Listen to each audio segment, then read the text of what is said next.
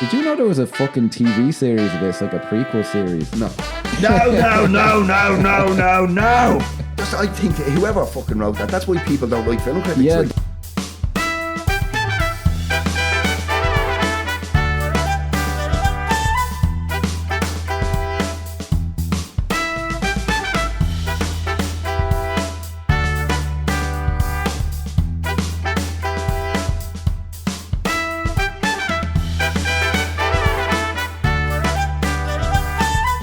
welcome back to the Cinema Sessions. My name is Keith, and as always, I'm joined by Seamus. Hello, everyone. Today, we're diving into the tense, stylish, and unforgettable world of Sexy Beast. Think sun-soaked Spain and retired gangster trying to enjoy life. The movie where Ray Winstone just wants to sip cocktails in the sun, and Ben Kingsley shows up to ruin his retirement with more screaming than a toddler on a sugar high. So strap in, because the villain doesn't take a day off, and neither do we. Very nice. Oh, yeah. Bit of a fucking cat. Yeah, bloody hell, fuck, you know. Well, there's so much to say about this. We'll just set the groundwork for it immediately and then we'll jump in, because I have a ton to say about this. Sexy Beast is a British crime drama from the year 2000, directed by Jonathan Glazer and written by Louis Mellis and David Sinto. Starring Ray Winstone, Ben Kingsley, Ian McShane and Amanda Redmond, the film follows retired thief Gal Dove, who is living a peaceful life in Spain with his wife. His tranquility is shattered when Don Logan, a volatile and psychopathic former associate, arrives to recruit him for one last job in London, setting off a tense psychological battle of wills. The film has a 7.3 rating on IMDb with a Metacritic critic score of 79% and a user score of 7.9. On Rotten Tomatoes, it holds a critic score of 87% and an audience score of 84%. Sexy Beast was a critical and commercial success, grossing around 10.2 million worldwide against a modest 4.3 million budget. And on a personal note, folks, you're all cunts. Now, moving on. If anyone's wondering if you haven't seen the film, us saying fucking can't, fuck is very appropriate. Yes, because it's every second line of dialogue nearly. It is, yeah, and it's primarily what I associate the British people with these days, those particular words. Like, I suppose to start off, this came out, it's either during or kind of at the tail end of the whole Guy Ritchie crime. Yeah, I was going to mention that as well. So Lock, Stock and Two Smoking Barrels came out in like 1998. And after that, there was an absolute glut of British gangster films, most of which are not remembered at all today, but which were very, very big and popular at the time. So my first introduction to the film was the following review from Total Film. Okay. Yeah. Which, when we'll talk about our feelings about the film, will seem rather strange, but just to set it in that context, it's not that long.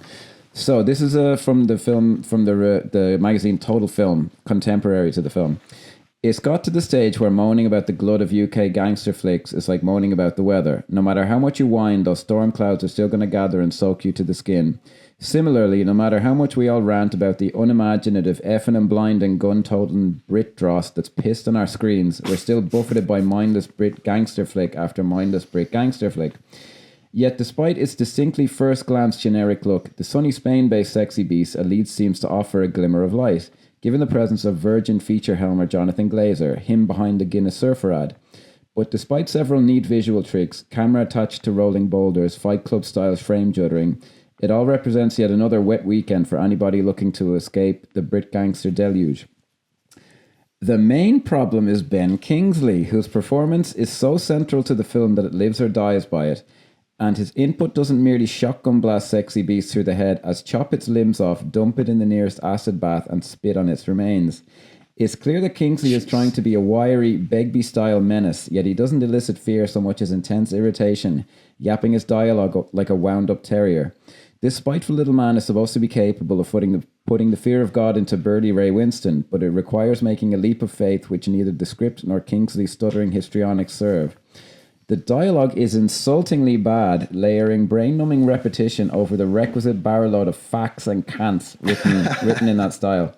Example, what fucking happened? Long pause. You want to know what fucking happened? Another pause. I'll tell you what fucking happened. Such laboured interaction irreparably hurts the pacing, so much so that come the admittedly imaginative heist, you'll be too screamingly bored to care. Now, I often risk understatement on this podcast. But I don't agree with that review. Neither do I. I think I think it missed the mark somewhat. Yeah. Because I mean, to compare this directly with, as he put, Brit Dross at the time, like, I think it's doing a real disservice to the film.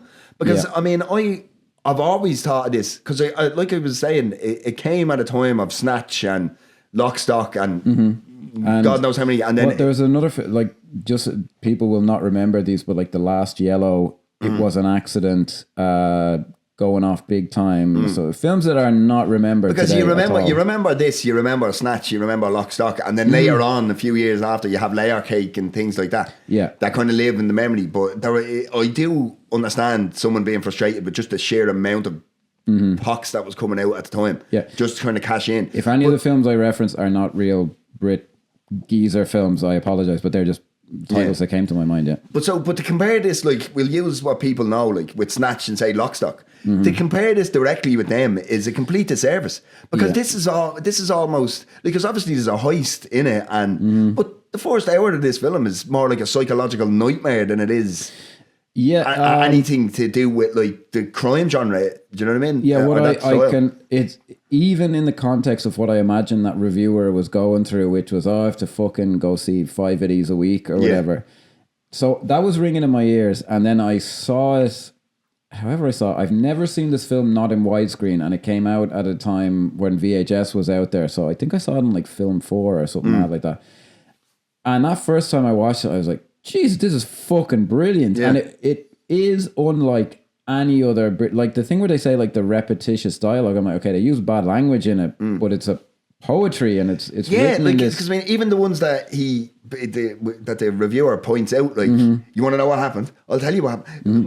The way that's shot and the way Jonathan Glazer cuts it, it's fucking beautiful. It's music. Yeah, do you know what I mean? Even from I don't know, it's strictly that it's always in threes, but the film uses repetition. Like from the opening dialogue of looking at the sun, it's like, oh, I'm sitting here boiling, biking, sweltering, roasting. Yeah. Like it uses it on purpose, not.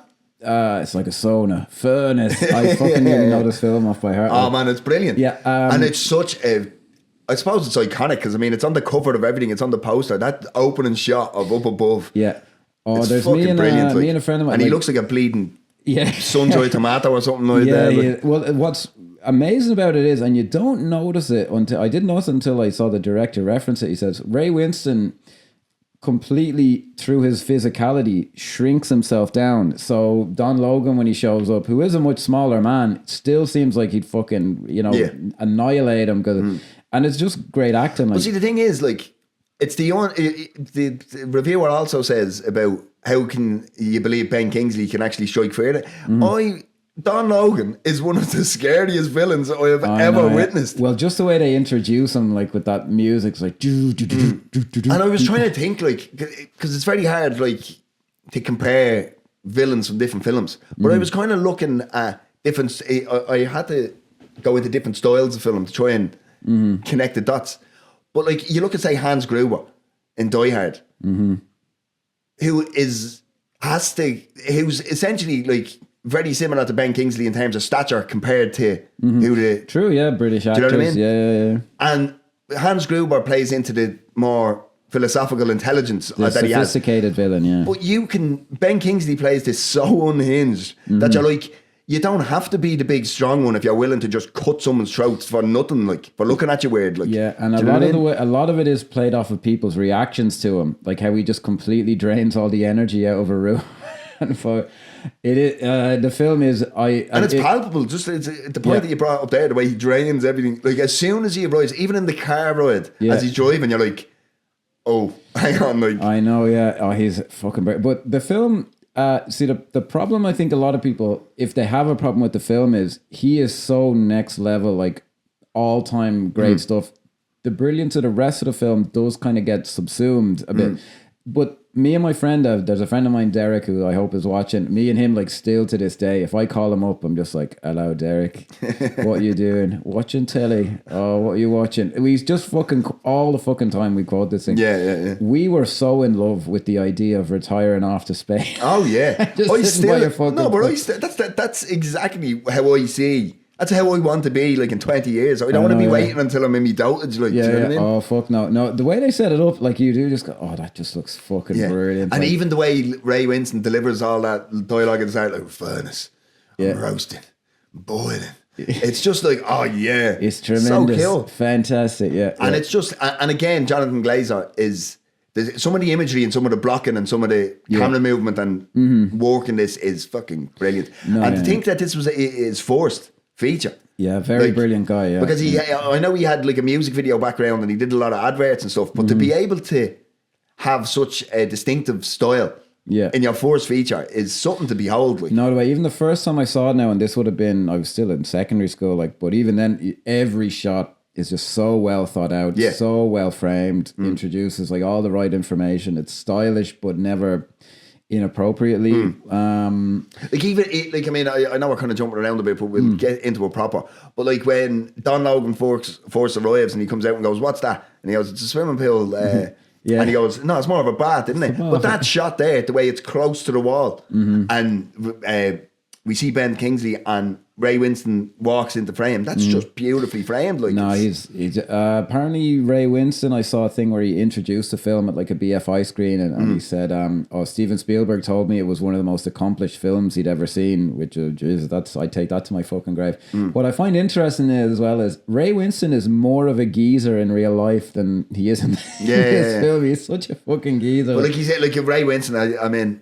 I know Ben Kingsley is famously remembered for the performance as Don Logan, but I have to say, I think fucking Ray Winstone is phenomenal in this film as well. Everyone's great in it, yeah. And I just have to touch on Ray Winstone is phenomenal in just about everything he's ever been in. Like Frenchie in The Departed is one of my favourite characters. Yeah, he's brilliant. I always remember Scum was a huge movie for me. I fucking love Scum. It's brilliant. Yeah. Although I haven't watched it in ages. I must rewatch that. Yeah, so me and my friend, actually there's a bit, so what's funny is Ray Winstone is a real geezer, but the characters in Spain are him, his wife Dee Dee, his friend H, and his wife Jackie. And your one who plays Jackie, to take it in reverse order, is Australian. The guy who plays H is like, when you see him interviewed him behind the scenes, like, yes, they're like two young boys, really. They're like two young boys. And me and my friend were nearly offended because he goes, it's rather childish, this lifestyle. And me and my mate were like, what's wrong with that? It's like, I had the same experience when, if you've ever seen Love, Hate, and for anybody who doesn't know, it's an Irish crime drama. All the boys in that are fucking D4 preppy, as posh as you can possibly be without being English. Do you know what I mean? And like Tom Vaughan, Lawler. West Brits. But I wouldn't. No, they're not West Brits. They're just so posh. They're all curling their toes because I said that now. They don't know why. No, very true. Yeah, and then, it does. When you find that out, it's like. Oh no! Hang on now. Like, hang on. I know it's acting, but and your one Amanda Redmond who plays his wife Dee Dee. Again, she's just so very well spoken and plummy and all this. But then Ray Winston's like, I wonder what he's like. He's like, oh, you fucking pretend to be like me. But you would not fucking know, especially your man plays H. Like, and he's brilliant. He's great. He actually died before the fucking film was released. He died very soon after it. Yeah. Because I don't remember ever seeing him in anything else. But he's fucking brilliant in it. See, the thing is, because. Obviously, we love a 90-minute wonder here. This is like everybody in this, because there's very few characters in it. I know it kind of gets busier at the end, but really, like, this is kind of a character study of these 4 or 5 people for large parts of the film. And that's why I said, to compare it to the likes of Snatch and Lock, Stock, it has so much plot, so much, it's so quick, and this is such a slow burn for the first hour. It is about geezers, like, I'm a little bit wild. This film is not like that. And then, like, some of the imagery and all that's introduced, like, and because it's really about, can you really ever escape your past? And do you know what I mean? It's just so... I think that whoever fucking wrote that's why people don't like film critics. Yeah, like, those. You know what I mean? The review. I don't know what that person was going. I have to imagine they must have. They just saw 12 that week or something. Yeah, it must have been something. But like, what? Like, so in the first 5-10 minutes of this film, there's a shot where Ray Winston's having a cigar and he blows it, and it comes out of his mouth in like the shape of a heart, and his wife is walking towards him in the heart, and you're like, you're not watching a British geezer gangster film. There's something else going on here. Like, whether you like that effect or not, that's you need it. But like, they're playing a very different game, and it's so, because I mean, obviously it like I said, it's a slow burn, which it is, but it's not a slow burn to the point where you're like, oh, this is taking too long. It is quite pacey to get No, through stuff, but it's- it does, when it needs to take time to sit down and have a conversation between characters, it takes that time. Yeah, no, well, apparently, I forget where I saw this because I didn't come across it recently, but I think it was in editing for like a year after they finished it. And you can see that in like, there's not a moment out of place. No. You can just see the consideration. Like, it's not all quick. It's not all drawn out. It's drawn out when it needs to be and it's quick when it needs to be. And scenes are snappy and people don't even say anything in scenes when they don't have to. It's it's really great stuff. And then there is some sort of like the boulder, for example, and then he has the dream, I think.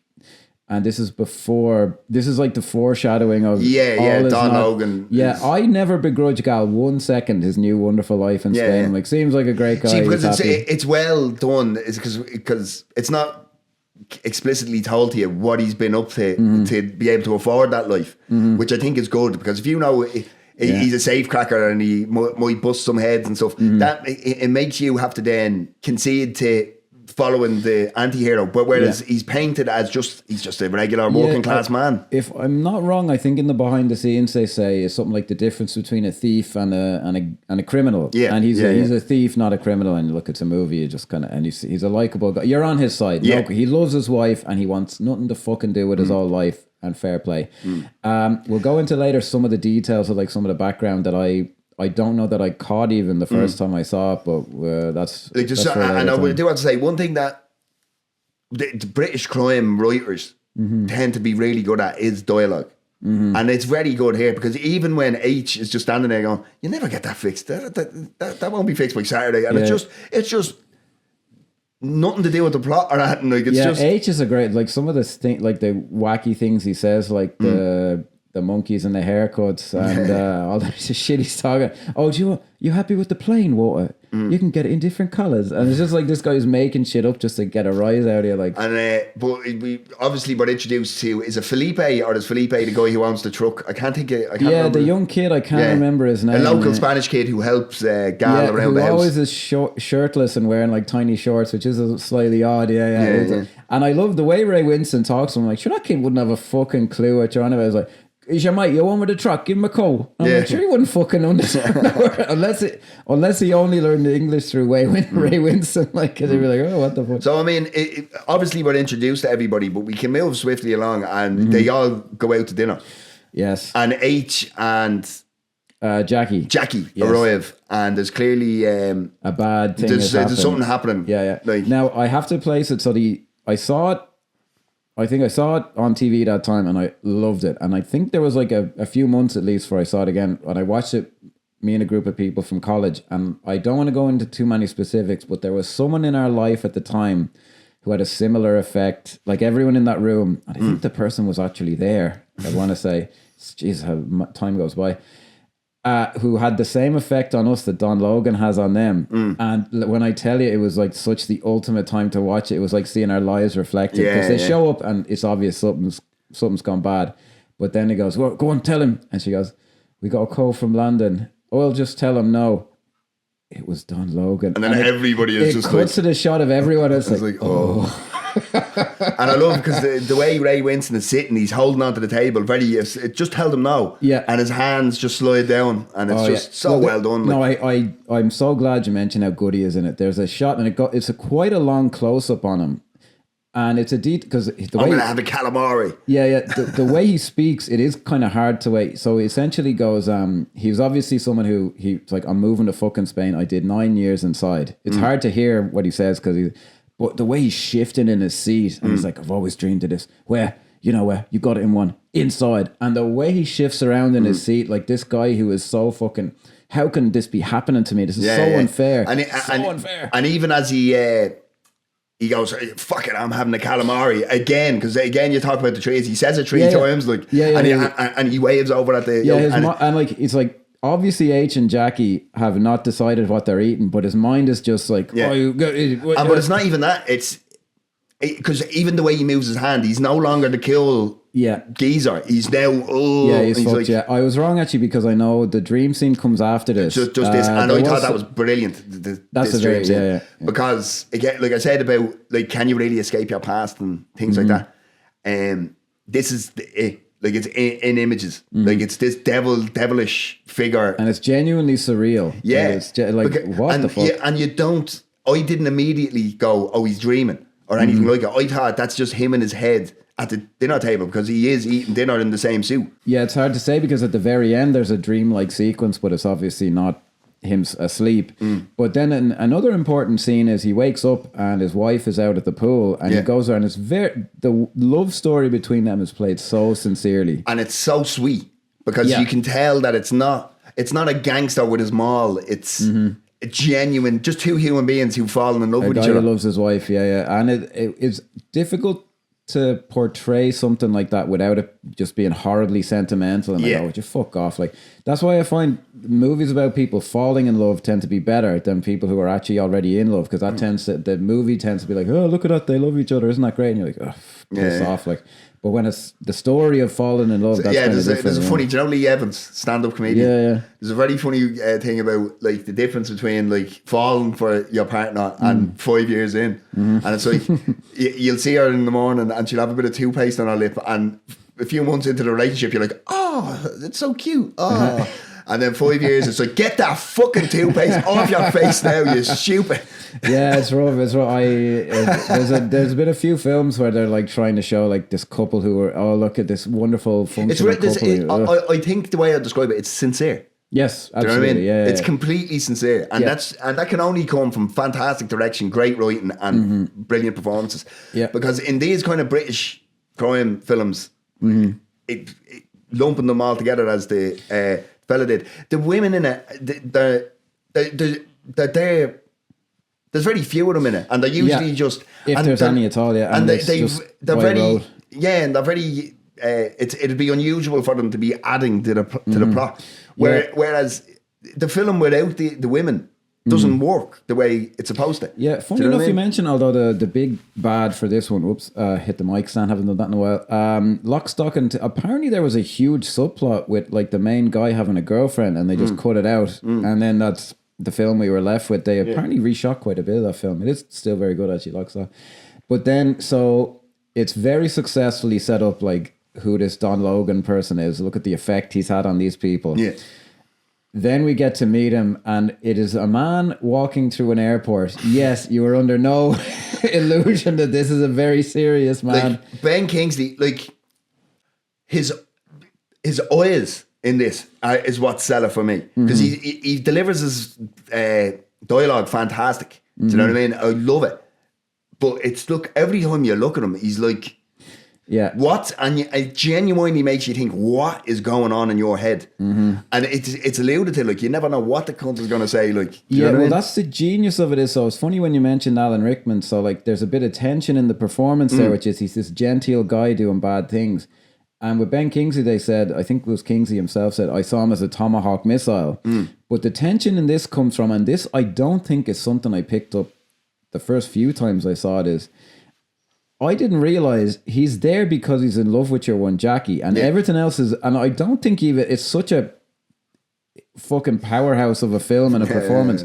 I don't even know that you don't really need it. Yeah. But at the same time, I think I had to figure out, like, oh, is that why he's there? Yeah. And it's really important for, like, because, story beats and all this. Yeah, because like when you look at it, we talk about films making sense and stuff. There's no need for Don Logan to arrive in Spain to get him to try and convince him. Yeah. There's not, like, it's not even alluded to that he's the best safe cracker. Do you know what I mean? It's just he is a safe cracker. Do you know what I mean? Yeah. So it adds so much more depth to the film. Fact that big time. Yeah, figuring out why exactly could have worked if he were just there, but like the fact that it's not, he's got an ulterior motive, which makes him even more dangerous. And then the drive. Yes. It's just so, like, it's just silence. That must have been the most horrendous car ride in history. Like, it's just sitting there, and then you just see him, and he's staring, and then he stares at Jackie, and then he's like... Yeah, there's a moment where he very smoothly, like, looks over at her, and then he doesn't even really pause, and he just looks back, and he just wanted that look at her. He's like, I'm not going to pretend.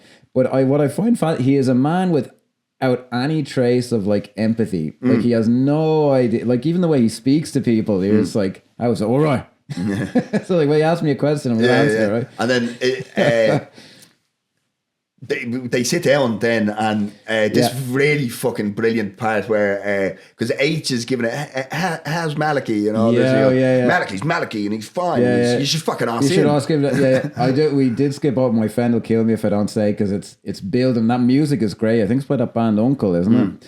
And it's like, and then it cuts, and Don Logan gets out of the car, and he's like, "Gotta change my shirt, sticking to me. I'm sweating like a cunt." And you're like, "Oh well, now we know who this guy is." But they cut to that scene, and they're sitting there, and and you already know this is so awkward. This is uncomfortable because he's so just sitting there, and he's sitting there like this, and he's just scanning the room, and H is trying to make fucking stupid small. And just the way he's played here, you can tell that you're a fucking wet rice. You're not. You're no man. Like, do you know what I mean? What's funny is actually the way he because he goes like, "Well, ladies, shall we go?" And he's like, "Well, in time for you." No, of course you are. And then not only that, and then he pulls out the money and goes, "I'm paying for that." And he goes, "Oh no, you're grand." He goes, "I'm fucking paying for your meal." Yeah. What I love is after he says that, because he goes like, "Oh, thank you, Don." He goes, "Shut up." And then he looks at Gal and he kind of gives him like, "Yeah, you and me, we're cool, but this fucking guy." And Ray Winston is like, "Yeah." The way he plays it, because he's obviously not that guy in real life, Ray Winston. I can't imagine him ever being someone who'd like, "I don't agree with you, so I'm not going to pretend." But he plays it so well, just that like, no, I actually have to put in some effort. Like I can't. This guy has to think I'm on his side. Yeah. And he the way he does it, oh Jesus, and it's so fucking awkward. So the boys are left in for a conversation. Yeah. Now this is in a truly great film. This is probably the best bit of the film. Like this whole bit by the pool and the kind of montage that they go through where he goes see, I know a bloke. He knows a bloke. He knows a bloke. And you know this bloke. Yeah, well, it's so good. It's like the way he goes put a question to you. Yeah, which was? And like there's no pause, and he's just like, well, you're going to say yes, right? Like it doesn't occur to him to charm someone. See, this is I think this sequence here is the only comparative thing to other kind of films of the ilk, like a Snatch or a Lock, Stock. And because it's quick, it's loads of edits, it's like even the way the phone starts ringing as he starts telling the story. Yeah, it is. Like that's very Guy Ritchie. What I love about it is though, and what sets it apart from that stuff, although that is a very good point, I agree. Like even stuff like he's sitting ramrod straight on a seat with no back in his tidy whitey underwear, and it's like, hello, like the way he answers the phone, you're like, who is this guy? Like when no one's there, is that all he does? It's just sit around staring around. Yeah. And the way the guy goes, "That's Stan." Close as you can. For like no reason he calls him a cunt. Like, oh, just fuck it. And the way the cutting, and it's Ray Winston, Stan Higgins. I think that's brilliant. And yes, it is repetitive. It's so, it's so good. It's so good. I thought it was masterfully done. Like, do you know what I mean? Oh, me and me mate, like we could just quote this whole thing off, but the way it's set up and the individual shots and I remember thinking at the time, how did they have the discipline to only do it once? Because there's only one bit where Ben Kingsley at the pool goes to Ray Winston, "Oh, this bank, they're a bit like Standard Gradings, TMD, remember them?" And then Don Logan in a flashback answers his own question. It's like, yeah, safety deposits, late 70s. How, if I were editing it, I'd have done that every fucking time, because that's such a cool effect. It's deadly, yeah. And then obviously then during this montage we're introduced to kind of, how would you say, the kind of mastermind of it all, Teddy. Yeah, Teddy played by the fantastic Ian McShane. Now, who genuinely, right, this film came out 25 years ago. I know. He looks basically the same in John Wick, which came out 4 years ago. And then I actually went back and looked at an episode of Lovejoy. And he looks the same in that as he does. And that came out in 1986. See, that's the thing. Apparently people at the time were like, what the fuck is going on with this Lovejoy guy? And I knew of Lovejoy, but I've never seen it. So I only know Ian McShane as like the absolute dynamite character actor guy. Like, but even the way they introduce him, and he's like combing back his hair, and you're like, oh my, this is a serious guy. Like, fuck me. Obviously, we kind of discover how the heist is going to work. He's at an orgy. Now, this scene where he goes, men and women. Men or women, yeah, and he goes, oh, definitely. Yeah. But so what's happening immediately after? Is he getting fucked or is he fucking? I always took it as he's getting reamed up the arse, by the aristocratic. That guy's a real aristocrat, like he's an actor, James Fox. Yeah. Hey, the guy. But it's just by hook or by crook. Even how they shoot the kind of scenes in the orgy, it's just so upper fucking. Yeah. Cup of tea after. The way. but he's like, even the way your woman is talking to him, I know, sitting across from him. Are you all right? Yeah. But like, it is, and I know technically they mean the same thing, but I would delineate it like Don Logan is a psychopath, whereas Teddy Bass is a sociopath, and I know they mean the same thing, but Logan is like amped up, and Teddy is just like, and he even says that shortly after this. He goes, I'll give you 2.5%, or maybe 3, depends on how it does. But we're not in it for the money. We're in it because of the fucking... The charge. But even the way, when your one goes to him at the orgy, like, are you all right? And he goes, yeah, it's a gas. And he's like, I'll just say it, whatever. And somehow, I love how there's no way he could know the guy's looking at him. He goes, what are you looking at? Oh, no, he goes, look at the back of your own fucking head. And I'm like, oh my God. And it's a throwaway line. Like, it's not even one of the better lines in the film. It'd be the best line in another film. Fucking brilliant. And so then, it's so great, that montage bit. It's really just... So this is the first... so obviously we learn the lay of the land here and why he's wanted and why Don is there. Now, it doesn't seem tenuous, but you know, he's just like, oh, this is my chance. I get to go over to Spain to see Jackie. But we come to what I think is probably the best scene in the bar. Just before that, when they're at the swimming pool and he goes like... I'm just going to have to turn this opportunity down. No, you're just going to have to turn this opportunity. Yes. And the way, and how Ray Winstone didn't burst his shit laughing where he's like, you can't, I can't. Fat cunt. What? And it's just this rat-a-tat like between the two of them. And he just starts calling him a cunt and he's like, oh, no, I'm not but up that's to the it, thing, again, that's what's so scary about him, because he turns from this obviously unhinged, but calm and collected kind of Jack the lad, and all of a sudden he switches and it's fucking cunt. I know, you never know what he's going to do next. That's what that's where the fear is. Do you know what I mean? It's because you never know what this fella's about to do. No, he just seems like this is that kind of a guy, like an unusual guy who you never know what the fuck he's going to do. And I love the line where he goes, do you want to go into town and get your drink? I'll show you around. And he goes, no, I'm not too bothered. Yeah. Oh my God. And then he goes, it's a joke, it's the boat, it's the shit, fuck off. And then they cut to the cheesiest 80s song that they do play in Spain in these bars. And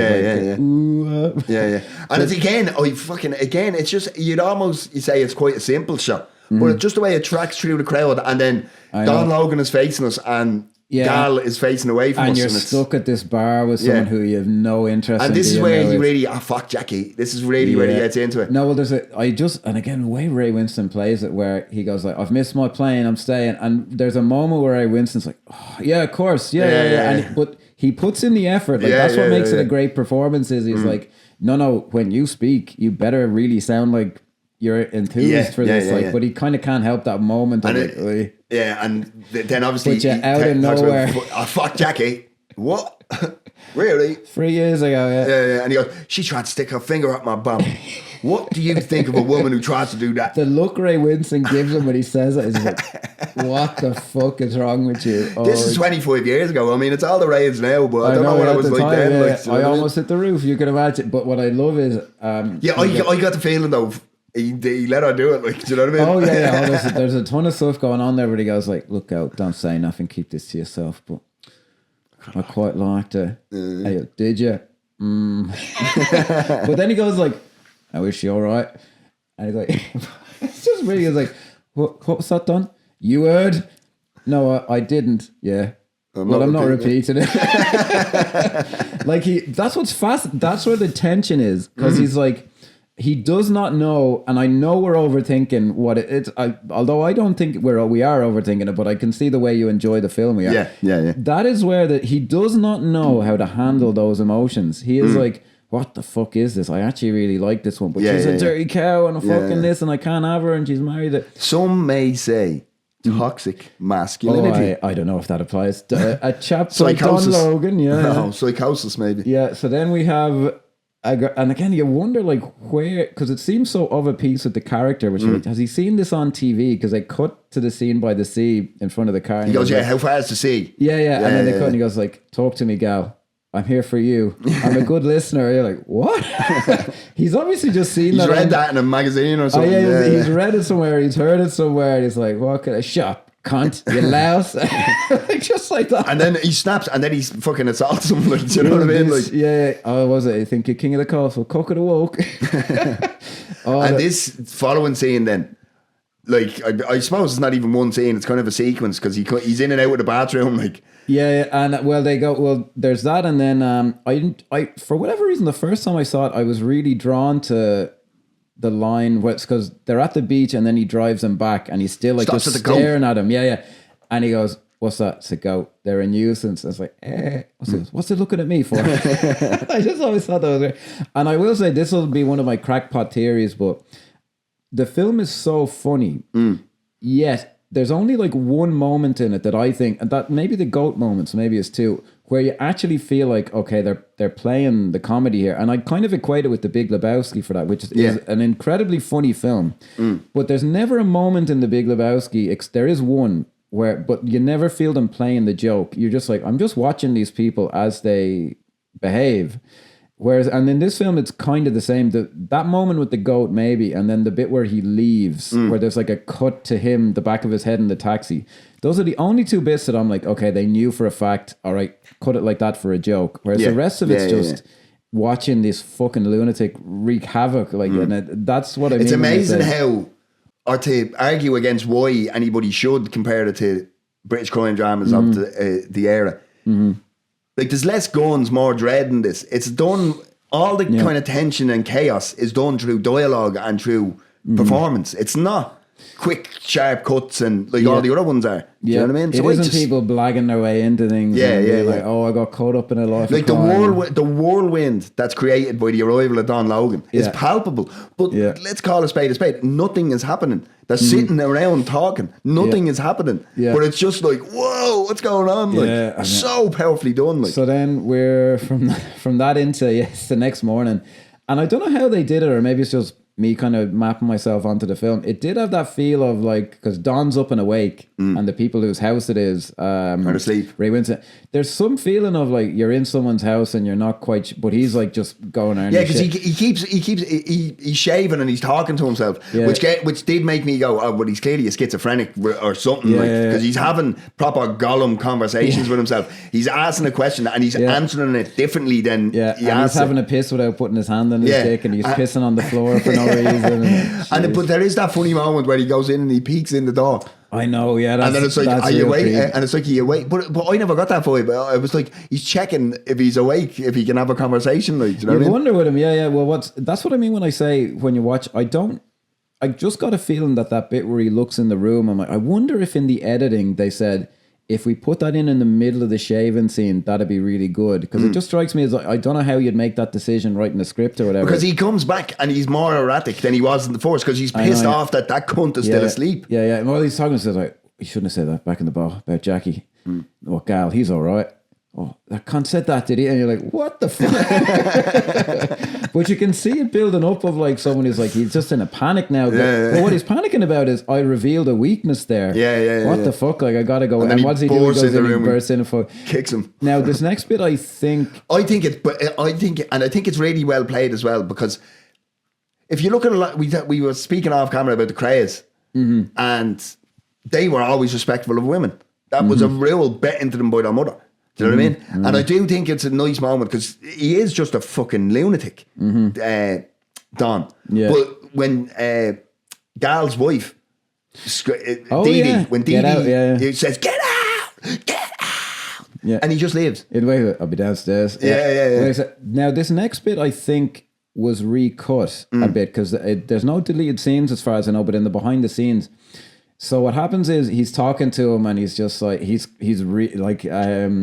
maybe to her face he respected her, but he's telling him about, like, Dee Dee was a pornographic actress, it would seem.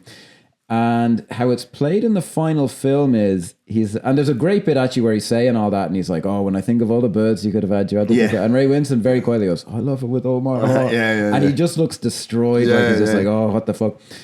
Well, he knew this. He knew that she was a porn star. He knew that. Yeah, well, it's so bizarre where he goes, remember Vicky Raisins, the Maltese pornographer? He's an old man now, like the Wednesday wank, they call it. It's so funny, but so they play that over a shot to Dee Dee in bed, and it does, if you're looking for it, the shots kind of just go on quite long, it's a long monologue, and it's really great because it plays off her feelings of, like, you know, her bad past, and Gal again, the theme of you can never fully escape your past. Now, it seems to me that, because remember the kid that we were talking about who shows up at his house, there seems to have been a deleted scene where he runs the kid off, like the kid shows up again, and Gal like loses a rag with him, and it's like, get out, I told you never to come here. And there did seem to be a shot where it was like Don Logan was sitting on the camera with a dolly, and like the camera's like locked off at the back of his head, and it's like his monologue drone. I think they played that monologue telling him about like, I know Dee Dee was in porno movies over that bit, and that's what motivated Gal to run the kid off or something. Yeah, like it's the only bit in the film that I can kind of tell has been released that there was something else going on there. But then we have one of the all-time great jump cuts or smash cuts in film history where that finishes, so Dee Dee kind of closes her eyes and she's like, and then it just cuts to Don in the kitchen. Do it. Like, no. And then what's great is actually the eye lines are really weird because he's looking one way, but then he cuts back to him and he looks at himself like, do it. It's like, no, this is madness. He goes, look, Don, and he's like, I just have to push him off. I just have to fucking risk this here. He goes, hey, look, Don. But this is what I mean. He says it so quietly. I don't even know that I got it the first few times I watched it. I was like, you didn't just come here because of me. This is about Jackie. And there's a close-up of Ben Kingsley's face and it just fucking drops. And you're like, oh God, he's in he's in trouble now. Such fucking trouble now. And he fucking loses. But this is what I mean is they don't play this as a joke. And it's one of the funniest things I've ever heard because he's like, I came over professional mission. I've got a handpick, and he's getting worked up, and he goes, "Now, if you don't want to do the job, fair enough. I can accept that." Like, why is he saying that? Like, and then he just leaves, but then he abruptly leaves, and it's kind of because you do get the feeling like after he said that, oh fuck, because it's Don that has to get out of there now. Like, do you know what I mean? Yeah. Well, it was a good move, and well, of course, it doesn't really pay off in the long run, but you can just see it in Ray Winston's face. He's like, just put this out in the open. He's just not going to take no for an answer. Like, but I like how quietly resilient he is. He's just like, I am just not doing this again. I'm not taking the fucking risk. And then of course that's what really fucks him. But then we have that cut where he's driving off in the taxi is just fucking brilliant. And then we have the kind of trumpet shot of him in the camera was, I think, I forget which one it is, but the camera's moving back, but it's zooming in. So like the world is closing in on him. Yeah. Dolly. And they have that music again. Yeah. Dolly, reverse Dolly or something. There's Dolly shots. Zoom and Dolly. Ah, okay. Yeah. I've never heard that one. Yeah. It's that Vertigo or Jaws thing. Yeah. And then Goodfellas. Where Goodfellas as well. Yeah, exactly. Yeah. And, this isn't like he's mulling it over. And he's having a smoke on the fucking plane. That is hilarious. Like, and she goes, "You can't smoke. You must put it out." And he's like, "Fucking put it out." What? And the guy went, "Why don't you just put the cigarette out?" What's that, Sancho? But the line of I'll tell you what, I'll get off the plane. And then before he leaves for no reason, I hope this crashes. He just had to fucking get it in there, like, oh, the fucking. He's fucking brilliant. It's brilliant, man. So good. So apparently he modeled his performance after like his grandmother. I remember reading that from like God knows what his grandmother was about, but she must have been a very pithy kind of a woman. Yeah. And then I hope this crashes. Yeah, it is just a great. It cuts to him in like a holding area. And you can see him kind of staring off, and he's like, oh, I'll figure this out. Don't worry. And that monologue where he says, "Have you ever been sexually assaulted?" "No, neither have I until today on that plane." And you can just tell, like, he's getting out of this. He'll probably get a fucking payout even. But the way he goes, he touched me on my front bottom. And I love the line where he goes, because sorry, anyone who hasn't seen it, he's talking to like a Spanish security, airport customs security agent guy, or something like that, and he goes like, "No, I don't know whether they wanted me for a twos-up or something. I don't know how they work it. And I'm sure he's not representative of all you Spanish people." Oh my God. It's just a beautiful monologue. It's brilliant. Yeah. So we cut back to the boys and they are quite understandably like, happy. All right, fuck yeah. Elated. The kind of relaxed atmosphere that the film opened with is returned. It's back, yeah. And it's joyous. Yeah, we're back. And H is explaining to Gal like why we'll never see Don Logan again. Don't worry about it. And it's like, I love how you do see a bit of Gal's character. It's like, oh, he can't go back and say, "I said no, he'd look a right cunt." That's what he is. And you're like, he's it. So Don comes back, and I actually tried to get my dad to watch this because I was so in love with it. And this was the scene that made him go, this film's a bit much now, innit? Because the bit where he goes, Don's back and he goes, no, not this time, gal. No. That's famous though. Yeah, no fucking way, no fucking way, no fuck. And my dad Make was me look a rat cunt. yeah, wait, all right, fucking Mr. Confused. Yeah, my dad was like, this is a bridge too far for me. And I was like, well, I thought that disagree. was great. Like, I think it's brilliant. yeah, no, because because you can tell that he knows, right? It's no, but he can't think of it in the chaos of it all. He can't think of anything to say. Well, he's completely like free associating at this stage. He's kind of like, I'm gonna kill you, gal. I'm gonna fight. I don't care what Jackie thinks about me. And you're like, whoa, and like he's saying all this really childish stuff. Like, and then he's saying to H, "Don't you fucking look at me." And then H just looks away immediately. Like, oh Jesus, well, the way he goes, I'm looking forward to seeing her when she's 70. You're like, what are you, 5 years old? Like, Jesus Christ. What does he say? See if she's still coming the cunt with a face like a wrinkled prune. You're like, the British have a way with words. I don't know what to say. And then this is what I wonder, because I was never able to find a copy of the script. There is, as much as I love the film and I adore it, I don't know that there's a good reason other than the style of it that they don't just show him being killed straight off. Because that scene just ends with, so he's like, if anyone hasn't seen it, he just attacks Gal, like breaks a bottle over his head. But the young fella shows up and the young fella shows up with his gun, and he goes, "You point a gun at me? Yeah, you point a gun at me? Oh, he goes, shoot me. Yeah, he goes, of course, all right. But then Dee Dee comes out and points a shotgun at him, and I know, even he knows then.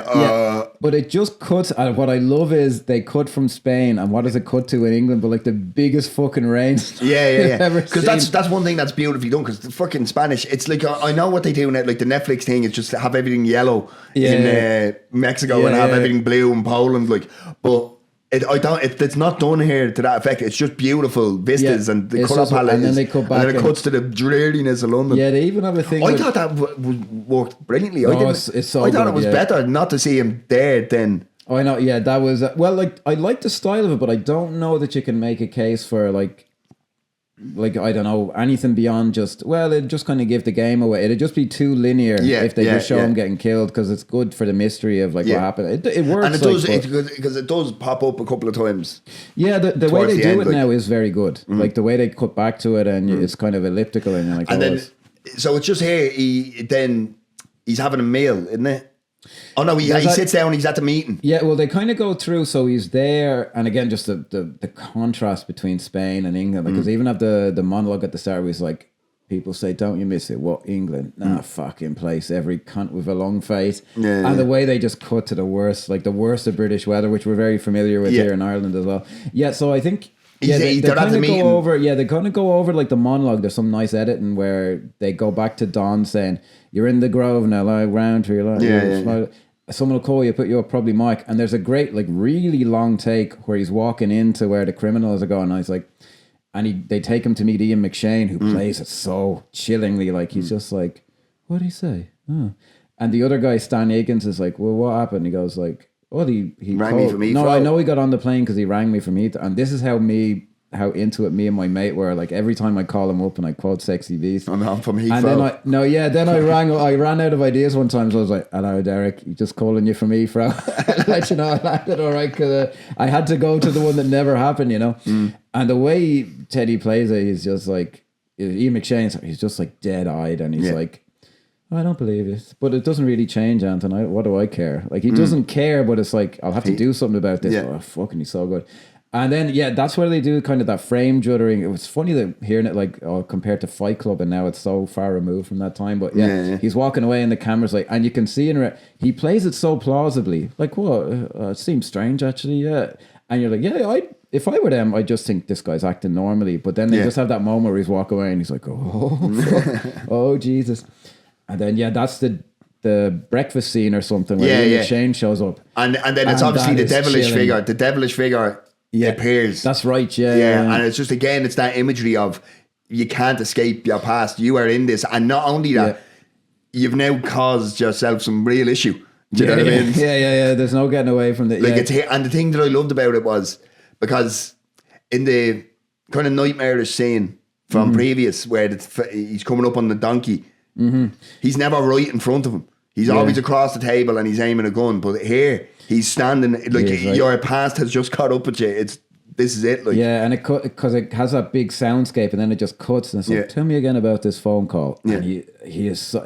This actually did reinvigorate his career, Ian McShane, which is strange because I don't mean strange as in it's unworthy or anything, but like Ben Kingsley just completely blew everyone out of the water in terms of like remembering the film. He's so good in it, Ian McShane. The three kind of main male characters in this are fucking each one of them are phenomenal in their own right. It's only because Don Logan is such a bombastic fucking madcap character that you just he sticks out, like, do you know what I mean? But Ray Winston, phenomenal. Probably one of no, I think Frenchie is brilliant as well, but I know it's a smaller role, but I think he's fucking they're all great. Yeah, they're all great. And Ian McShane, brilliant. He's so in this scene where he's just like, no, he didn't, and like there's something deeper going on. And this is where it starts cutting. You start to see what's actually happened. Like, yes, that's true. Yeah, and they do cut. The first thing they cut to is like this kind of point of view shot of Don Logan, just like, yeah, like, and some of the shit, it's vicious here. Like, he didn't go down without a fucking fight now. Like, is this way, or is this later on where you actually see him? Yeah, they start to introduce it there, and then like I think he goes back to his hotel and he's thinking of running, and I think that's where they really start to intercut it. Like, because I mean, he's like, I fucking love you, Jackie, and then she comes over and starts kicking him, and he bites her leg. Yeah, well,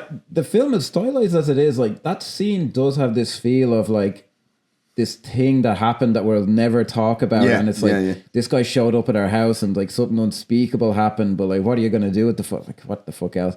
And then H gets, I fucked it. I was like, oh fuck you. Good for you, H. Fucking don't take any shit. But that's what I mean. Like, I don't remember catching the first time that he just showed up because he was in love with Jackie, even though it's there and you can't really miss it, but like, it's such a... I just think it's so visceral when he goes, I fucking love you, and then she goes over and starts kicking him, and then he bites her fucking ankle, and it's not like a fucking nibble, like he bites her. No, he's going, that's what the guy was lucky that he didn't fuck him up too much, that'd be obvious, like, man, you just, come on, like, you're showing up with fucking bruises and all this. So then then we go into the heist is why the guy in that review picked it out as like, oh, that bit's good. It is good, but I'm like, man, didn't you see the rest? You missed the first hour. Like, I know it's clever, and I like how they cut back between like, the bathhouse, like, isn't there a way? Yeah, there's always a fucking way, and it's the steam bath, and they're just going to drill in and all this. It is clever. It is cool, and it more imagery then as he's breaking through the hole, and it kind of foreshadows where Don Logan's final lessons place is. It does a bit, because he's about to break through into the vault or whatever, and he gets the image of Don Logan again, that point of view shot. That's right, yeah. Actually, sorry, there was one thing we did kind of miss. There's a scene where he calls Dee Dee from London. Yes. And this is what I mean when I say how you can put this in with those geezer films, because this film is nearly parodying. If you remember, the start of that scene is they're all going to have a dinner, I guess, before the job, and it's just shots of the camera like panning past these guys going, there's no dialogue, there's no one actually saying it, it's just a bunch of fucking idiots, like these kind of obnoxious types just laughing. That's all it is, just and you get the feeling like Gallo's like, I don't fucking want to be here, just get me the fuck out of here. And that's a very, very sincere phone call to his wife, because she's not saying that, and he's just like, oh, come on, I love you, you make me strong, say my name. How can you lump this in with like, and I really like Lock, Stock and Snatch. No, Lock, Stock and Snatch are classics. By no stretch am I belittling them, but it's just not the same as this. No, it's just not. It's doing something very, very different. Oh yeah, and it's trying, and it's asking questions. It's like really hitting you with thematic punches rather than the just kind of oh, go on, I've got some chaos structure. I've got some pills, I'm gonna fucking it's so completely different. I do like the heist. I do like how it's a safety deposit place. So like some of the stuff they pull out there is weird. Like people have like these old bondage photos and someone's ashes and all this. And then the fucking when he opens up clearly it's an urn, like and he opens it up. I know, these guys. And then I think we have another. It cuts, and it does. It should be pointed out as well that Gal finds a pair of earrings and he keeps one of them. That's the for only insurance. That's all he's gonna get out of the fucking thing. The poor guy. So then we cut to the celebration scene, and again, it's just a bunch of the guys, and the line that I kind of echoed at the beginning there, where even Seamus is like, "Gentlemen, you're all cunts." Like, they have to be there. There is a wink and a nod of like, "Isn't this? Oh, you can't, you fucking can't," and all this. And then, it was a poor calculation on Gal Dove's part. He has his fucking suitcase. His suitcase. Yeah, already. like, and it's just because I think because it doesn't hang around too long here. It's just like where you've somewhere to be, and he goes, "Yeah, I've got to catch a flight," and he goes, "I'll give you a lift," and he just gets up and leave. And you are not going to say no to Teddy Bass. Yeah. Now I will say, a guy I remember, because I was the first round of college I did when I was like 18. When this was a film people were talking about, it was still kind of contemporary. I remember a guy saying, "Oh man, they just like ran out of money like for the last third of that film," and I remember, no. Now, is it as bombastic and as entertaining as the Don Logan section, which is what the guy is referring to? No. But it is still, that is fucking chilling the way that they show up at, the actor's name's James Fox, the guy who owns the Aristocrats house, Because I mean, even they don't really do too much in the car, but it is, you can tell that, I got to make a stop, guys. And you are just like, it has a sense of realism of like you're in a car with a psychopath, like, and don't run away. Yeah, play it out. He might kill you, but what are you gonna? There's just something very creepy about the way McShane plays. And then they arrive at the house, and they're invited in, and even this stuff, like the dialogue of. He'll have a drink or whatever, and he goes, whiskey, and that's the first time where you see he's kind of and he even says like please or something. I think there's a pause and he says please, and then Teddy, this is what now.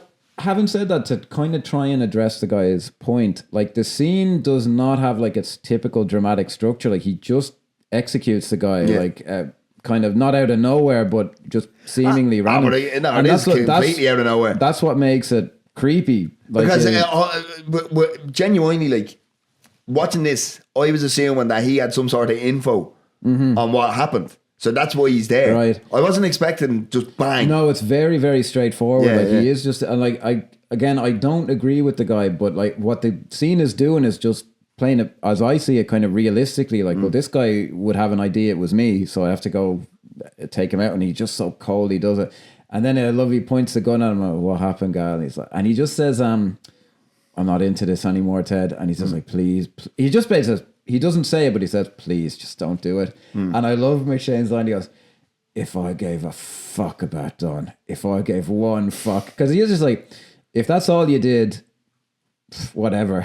That's essentially it. Like he could not give less of a fuck, and he just it's almost like he just needs to close a loop. He just needs to know what happened, rather than there's going to be consequences for what happened. Do you know what I mean? It is just, again, it's just like it'd just be a little more work. I can't be bothered. It seems kind of random, like that and it doesn't seem like plot armor as fucking your YouTube reviewers like to say, like we are. But anyway, it doesn't come off as that. It just comes off as like, I don't know what mathematics the psycho's playing in his head, but it seems to have worked out in my favor, so I'll just leave it there.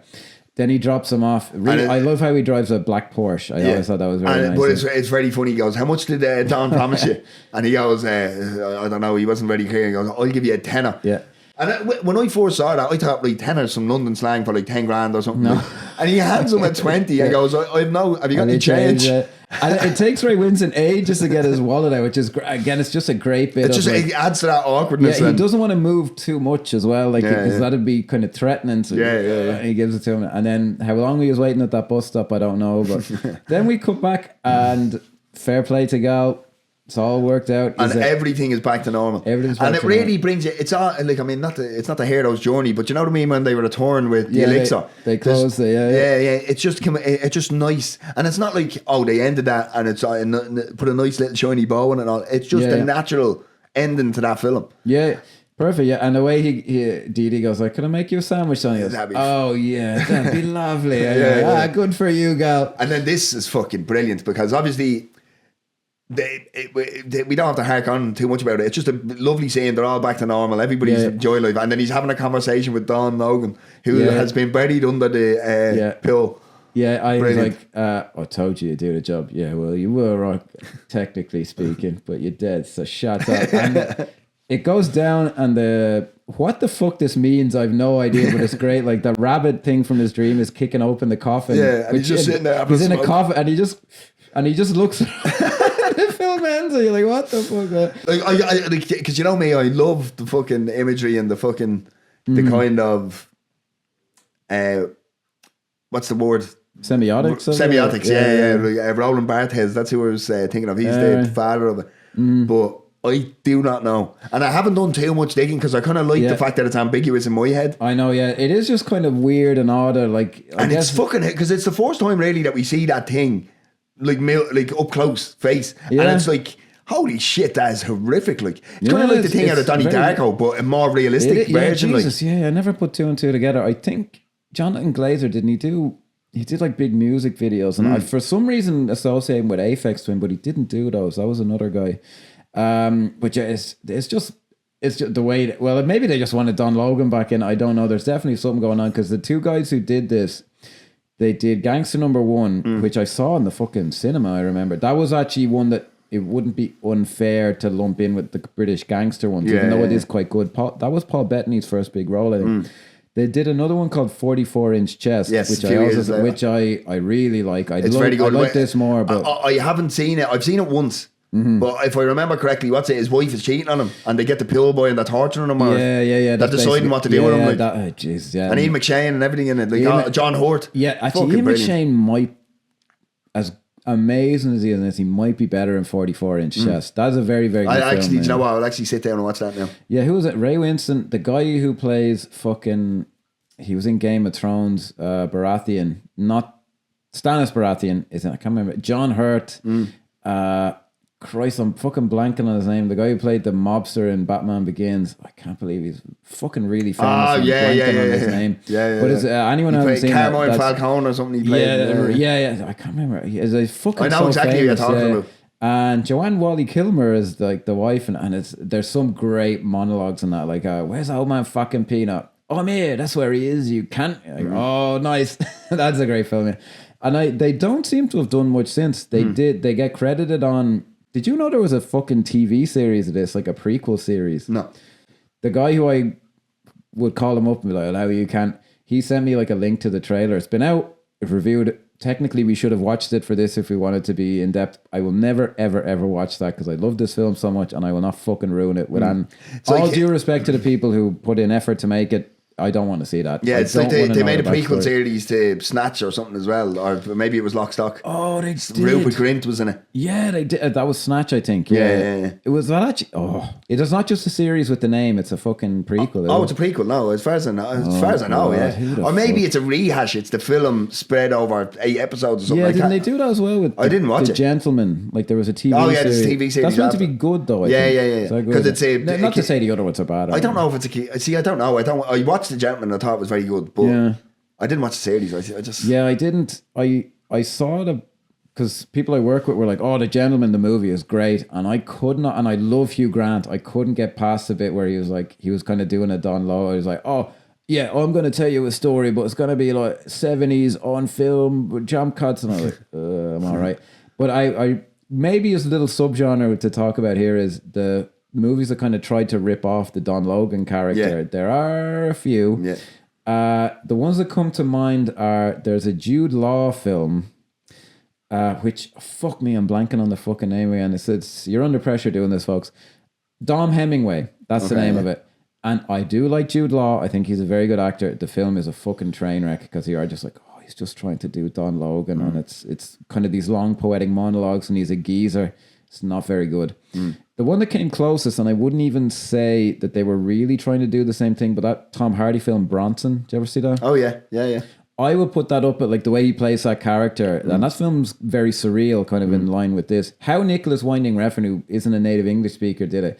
There's a bit in it where, do you remember he takes a prison guard captive and he rubs him in fucking... Yeah, he goes, sit down over there. No, they're the fucking cause you cunt! And I was like, how would a fucking guy from Norway or wherever the fuck he's from even know what a causey is? Like, I barely know what the slang for a jack's like, but that was the one that I was like, this is actually very good. Like, the character is...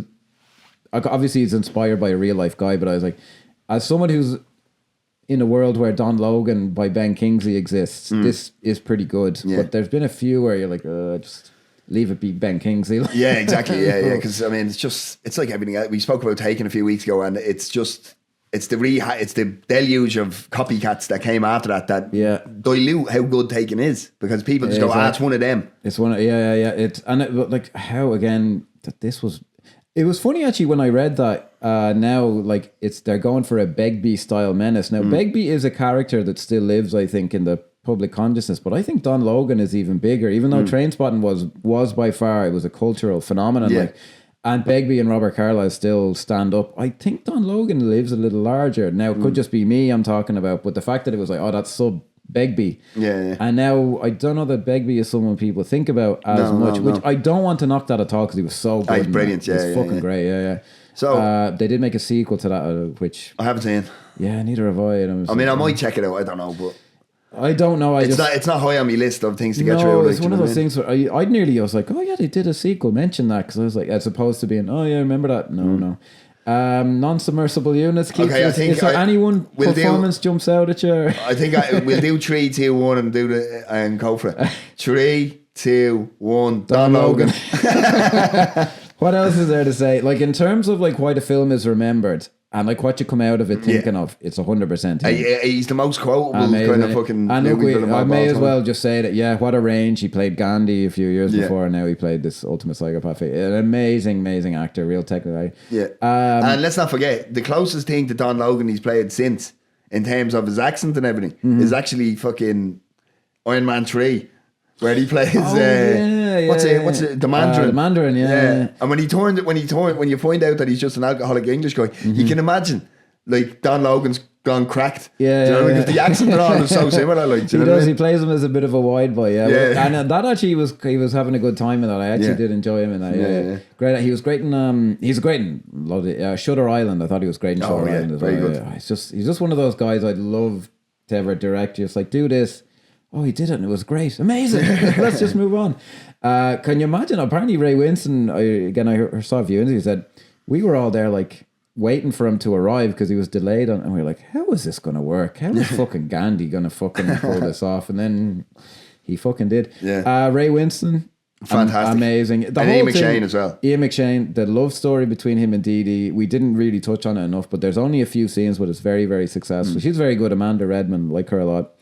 The direction of Jonathan Glazer, like that's fucking sublime. The framing and everything, to have such a distinctive style. I know I said that at the start, but just to really bring it home, to have such a distinctive style coming from music videos and ads, to just have such knowledge of how and what to do in these situations, like it's fucking phenomenal. Like, and it should be mentioned as well. Like, I don't know if you've seen it, Under the Skin and other things that he's done. I saw in the cinema. I saw Birth, the Nicole Kidman one, which I don't know stands up as well as his other work. Under the Skin, I still haven't seen fucking Zone of Interest, even though I hear it's amazing. But he's a very he's just a very intellectual kind of a director. He's I think in terms of stylistically, I'd say probably Under the Skin is as close to this as now. Obviously, it doesn't have a fucking Don Logan character around, but in terms of blocking and camera movement and stuff, it's very, very kind of similar. Yeah, I think he's kind of independently incredibly wealthy or something. I remember seeing that in some of I think he comes from kind of a rich family or whatever, which is,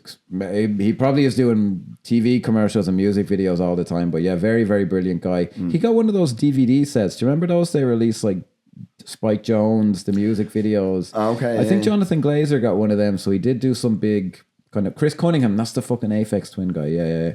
They all got, that was like a short run kind of like DVD series. I'm pretty sure he got one of them. So his stuff is obviously, he's just the guy who knew his stuff. Like, so what can I say? I think I know the answer, but rating 5 out of 5. 100% 5. I think this is the bit. Like, I mean, again, I don't want to fucking compare it to the Guy Ritchie-esque kind of gangster films, but if that's the bar, if we have to, this is by far the best. Yeah, well, it's like it just stands alone. Like, it's just its own thing. Like, it's just so not a British gangster film. There's British gangsters in it, but like even the thing they were going on about in that review, even like fucking you fucking can't. And you're like, yeah, because I mean that's all the kind of surface level stuff. But like it's dealing with your past, your punishment for your past. It's dealing with like sin and consequence. You can never really escape your past. Nobody gets out alive. Essentially, like everybody's dirty. Yeah, it's dealing with such heavy themes compared to anything else in the genre. Like, do you know what I mean? Yeah, big time. Yeah. No, I remember like I cannot remember the name of this fucking film, but when I was thinking of that review, the way they wrote out phonetically, I'll tell you what fucking happened.